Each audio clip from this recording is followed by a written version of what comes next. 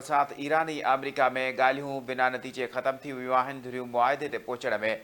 नाकाम थी वियूं आहिनि। अमेरिका जे ज़रूरत खां वधीक मुतालबनि मुआदे में रुकावट पैदा कई। ईरानी मीडिया जो चवणु आहे त हुरमज़ लंघ ऐं एटमी हक़नि समेत केतिरनि ई मसइलनि ॻाल्हियुनि में इख़्तिलाफ़ पैदा कया।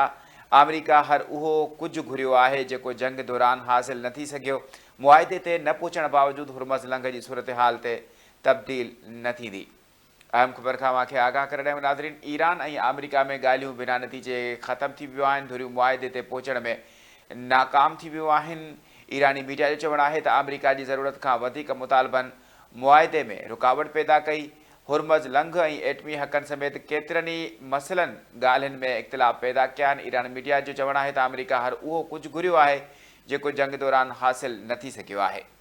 मुआदे ते न पहुचण बावजूदि हुरमज़ लंघ जी सूरत हाल तब्दील न थींदी। ईरान ऐं अमेरिका में ॻाल्हियूं बिना नतीजे ख़त्म थी वियूं आहिनि। धुरियूं मुआदे ते पहुचण में नाकाम थी वियूं आहिनि। अमेरिका जी ज़रूरत खां वधीक मुतालबनि मुआदे में रुकावट पैदा कई। ईरानी मीडिया जो चवणु आहे त हुरमज़ लंघ ऐं एटमी हक़नि समेत केतिरनि ई मसइलनि ॻाल्हियुनि में इख़्तिलाफ़ पैदा कया आहिनि। अमेरिका हर उहो कुझु घुरियो आहे जेको जंग दौरान हासिल न थी सघियो। ईरानी मीडिया जो चवणु आहे त मुआदे ते न पहुचण बावजूदि हुरमज़ लंघ जी सूरत हाल तब्दील न थींदी। इन जा वधीक तफ़सील वठंदासीं इस्लामाबाद मां। कराची धरती टीवी जे रिपोर्टर सदाम हुसैन खां। सदाम, ईरान ऐं अमेरिका में ॻाल्हियूं बिना नतीजे ख़त्म थी वियूं आहिनि। धुरियूं मुआदे ते पहुचण में नाकाम थी वियूं आहिनि। इन जा वधीक तफ़सील ॾिजो। बिल्कुलु ईरान ऐं अमेरिका जे विच में जंगबंदीअ खां पोइ पाकिस्तान में अमन मुज़ाकरात लाइ इस्लामाबाद में अहम बैठक थी, जंहिंमें ॿई धुरियूं ईरान ऐं अमेरिका जा जेके सरबराह आहिनि उहे ॻाल्हियुनि में वेठा। ऐं इन हवाले सां इहो ॿुधाईंदा आहियूं त नायब वज़ीर आज़म जेको नायब सदर आहे अमेरिका जो JD वेंस, उन्हनि चयो आहे त ईरान सां डिघियूं ॻाल्हियूं थियूं पर कंहिं बि हतमी नताइज ते न पहुची सघिया आहियूं ऐं बिना कंहिं डील जे अमेरिका वापसि वञी रहियो आहियां।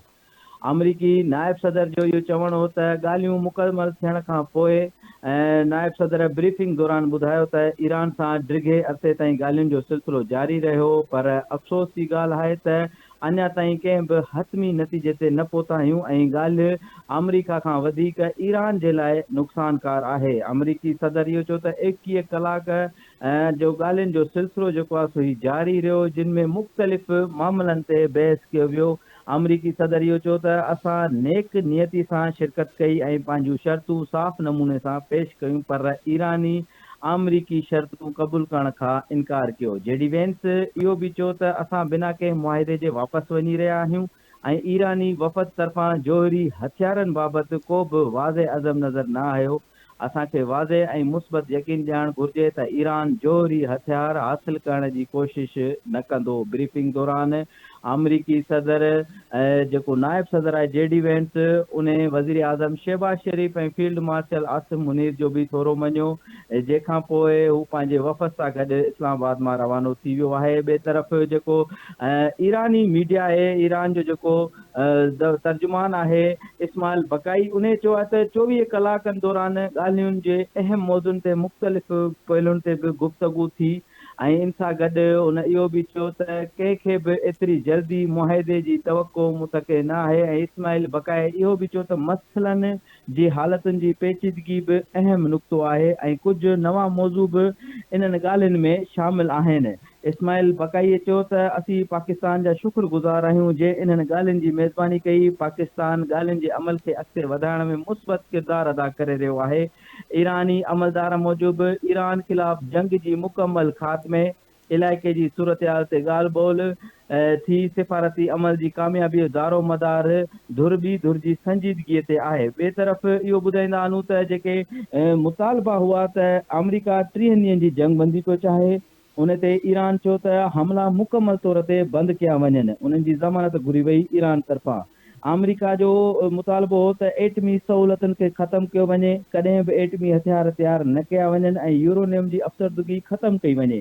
जॾहिं त उन ते ईरान मौक़िफ़ अख़्तियार कयो त एटमी हक़नि तां दस्तबरदार थियण खां ईरान इनकार कयो। ॿिए अमेरिका इहो बि मुतालबो कयो त आबनाए हरमुज़ खे ॿीहर खोलियो वञे, जंहिं ते ईरान जो मौक़िफ़ हो त आबनाए हरमुज़ ते ईरानी ख़ुदि मुख़्तियारी जी ज़मानत ॾिनी वञे। अमेरिका तरफ़ां इहो बि इन में जेको आहे सो जेके ईरान अमेरिका जा 15 नुकाती एजेंडो हो उन में इहो बि हो त ईरान इलाक़ाई इतिहादनि जी मदद न करे उन ते अमेरिका तरफ़ां चयो वियो त अमेरिका ऐं इसराइल इलाइक़े इतिहादनि ते हमला जेके आहिनि से उहे पंहिंजा बंदि करे इन हवाले सां इहो ॿुधाईंदा हलूं त हे गुज़िरियल राति खां वठी जेके ॻाल्हियुनि जो जेको सिलसिलो हुओ उहो जारी रहियो ऐं उहो पंहिंजी पुॼाणी ते पहुतो बिना के नतीजे जे पर वज़ीर आज़म नायब वज़ीर आज़म इसहाक़ डार चयो आहे त ईरान ऐं अमेरिका जे विच में जामे ऐं तामीरी ॻाल्हियूं थियूं आहिनि उमेद आहे त ॿई धुरियूं ॻाल्हियुनि जो अमल ऐं जंग बंदी जारी रखंदियूं नायब वज़ीर आज़म इसहाक़ डार इन हवाले सां प्रेस ब्रीफिंग में ॿुधायो त ॿई मुल्क खिते ऐं दुनिया में पाइदार अमन ऐं ख़ुशहालीअ लाइ मुस्बत सोच सां अॻिते वधंदा ॿिन्हिनि मुल्कनि वज़ीर आज़म शहबाज शरीफ़ जी दरख़्वास्त ते मुस्बत जेको आहे सो रद्द अमल बि ॾिनो इसहाक़ डार इहो चयो त ॿई मुल्क जंग बंदी जारी रखण जे अज़म ते क़ाइमु आहिनि ॻाल्हियुनि जे अमल में शामिल ईरान ऐं अमेरिका जे वफ़दनि जा शुक्रगुज़ार आहियूं पाकिस्तान ॿिन्हिनि मुल्कनि जे विच में ॻाल्हियुनि वारे अमल में सहूलियतकारी जो किरदारु जेको आहे सो जारी बि रखंदो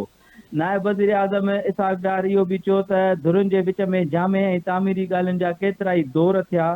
ऐं नायब वज़ीर आज़म इसहाक़ डार फील्ड मार्शल सैयद आसिम मुनीर वज़ीर आज़म शहबाज शरीफ़ गॾिजी ॻाल्हियुनि जे अमल में उन्हनि जी मदद बि कई पर हाणे ॾिसणो इहो आहे त जेका ही जंग बंदी थी आहे 15 ॾींहंनि जे लाइ ऐं मुज़ाकरात इस्लामाबाद में थिया मुज़ाकरात बिना के नतीजे जे जेको आहे सो ख़तमु थी चुका आहिनि पर ॿिन्हिनि धुरियुनि तरफ़ां इन शइ ते जेके ज़राइनि तरफ़ां ख़बरूं अची रहियूं आहिनि त जेका जंग बंदी आहे उन खे जारी रखण लाइ गौर वीचार कयो वेंदो अमेरिका तरफ़ां ईरान खे जेको आहे सो पंहिंजूं शर्तूं ॿुधाई वयूं आहिनि जेडी वेंस चयो आहे त ईरान खे असीं पंहिंजो जंहिं शइ ते असीं कंप्रोमाइज़ करे सघूं था या जंहिं शइ ते असीं नथा करे सघूं उहो असां ईरान खे वाज़े तौर ते ॿुधाए छॾियो आहे हाणे ईरान खे फ़ैसिलो करिणो आहे त हुननि खे छा करिणो आहे ऐं ईरान तरफ़ां बि जेके उन्हनि जूं शर्तूं हुयूं 15 नुकाती एजेंडे जूं उहे बि जेको आहे सो अमेरिका अॻियां रखी वयूं आहिनि वॾो जेका इन सॼी सूरत हाल में जेका मेन पॉइंट आहे उहा आहे एटमी हथियार अमेरिका ईरान ते ज़ोर भरे रहियो आहे त हू कॾहिं बि कंहिं बि सूरत में एटमी हथियार न ठाहींदो ऐं ईरान इन शइ खां दस्तबरदार थियण खां इनकार करे वेठो आहे सो घणनि ई मौज़ुनि ते जेको आहे सो ही गुज़िरियल राति हे जेका मुज़ाकरात हली रहिया हुआ उन में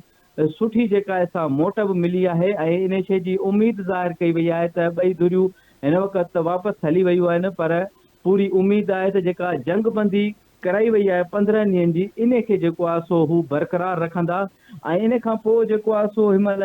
ज़ाहिर सी ॻाल्हि आहे पाकिस्तान आहे तुर्किया मिस्र आहे ॿिए ममालिक आहिनि उहे वरी जेको आहे सो हिकु दफ़ो ॿीहर ज़ोर भरींदा ऐं मुज़ाकरात जो ॿियो दौर बि जेको आहे सो उमेद कई थी वञे त जल्द जेको आहे सो शुरू थींदो पर पाकिस्तान में जेके ही मुज़ाकरात थिया अॻुवाणनि में जेके ईरानी जेको वफ़द आयो या अमरीकी जेको वफ़द आयो उन्हनि जो पुट पाक इस्तक़बाल बि कयो वियो ऐं ॿई जेके ईरान जो वफ़द आहे अमरीका जो वफ़द आहे उहे मुतमिन थी पाकिस्तान मां विया पाकिस्तान जे किरदार खे साराहे वियो पाकिस्तान जी सिफ़ारती कोशिशुनि खे साराहे वियो field marshal Asim Munir prime minister Shahbaz Sharif नायब वज़ीर आज़म इसहाक़ डार जी कोशिशुनि खे साराहे वियो ऐं उन्हनि पाकिस्तान जे किरदार जी तारीफ़ कई ऐं जॾहिं हिननि जा वफ़द अची रहिया हुआ त नायब वज़ीर आज़म इसहाक़ डार फील्ड मार्शल आसिम मुनीर वज़ीर दाख़िला मोहसिन नक़वी तरफ़ां उन्हनि जी आजिया कई वई ऐं अॼु वज़ीर जेको अमरीकी नायब सदर आहे जेडी वेंस उहो इस्लामाबाद मां जॾहिं रवानो थियो त उनखे नायब वज़ीर आज़म इसहाक़ डार फील्ड मार्शल आसिम मुनीर उनखे रुख़सत कयो इन मौक़े ते वज़ीर दाख़िला मोहसिन नक़वी बि मौजूदु हो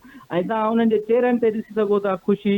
अमरीका ऐं पाकिस्तान जा जेके तालुकात आहिनि उहे बि बहितर थी रहिया आहिनि ॿिए तरफ़ ईरान ऐं पाकिस्तान जा जेके तालुकात आहिनि असांजो ब्रादर मुल्क आहे ईरान उन्हनि सां बि तालुकात बहितर थी रहिया आहिनि ऐं पूरी हिकु दफ़ो ॿीहर जेको आहे सो इन शइ जी कोशिशि कई वेंदी त जेके मुज़ाकरात इस्लामाबाद में थिया ऐं जोहरी हथियार जेका मेन जेका हुई जोहरी हथियार ईरान जोहरी हथियार न ठाहींदो उन ते जेको आहे सो 1.5 लाख बरक़रार हो उन जे वजह सां जेको आहे सो काफ़ी शयूं जेके आहिनि से रुकिजी वयूं पर जेको नायब वज़ीर आज़म आहे पाकिस्तान जो इसहाक़ डार उन तरफ़ां उमेद ज़ाहिर कई वई आहे त जेके 15 ॾींहंनि जी जंग बंदी आहे इन खे मुस्तक़िल रखंदा ऐं ॻाल्हियूं ख़ुशगवार माहौल में थियूं आहिनि काफ़ी शयुनि ते जेको आहे सो कंप्रोमाइज़ बि कयो वियो आहे ऐं कुझु शयुनि ते जेको 1.5 लाख बरक़रार आहे त उहो ॿिन्हिनि धुरनि उन्हनि खे जेको आहे सो टाइम मिलियो आहे ऐं उन ते जेको आहे सो छो त अमरीकी नायब सदर जेडी वेंस रवानो थी वियो आहे अमरीका जे लाइ त सदर ट्रम्प सां मुलाक़ात कंदो उन में मामला तय कंदा ऐं ईरान जी क़यादत बि तेहरान जे लाइ रवाना थी वई आहे उहे बि उते पंहिंजे सुप्रीम लीडर सां मुलाक़ातूं कंदा उन खां पोइ जेको आहे सो हिकु दफ़ो ॿीहर इहो जेको मुज़ाकरात जो सिलसिलो आहे उहो शुरू थींदो जी। ठीकु आहे सदाम हुसैन तफ़सीलुनि खां आगाह करण जे लाइ वॾी महिरबानी।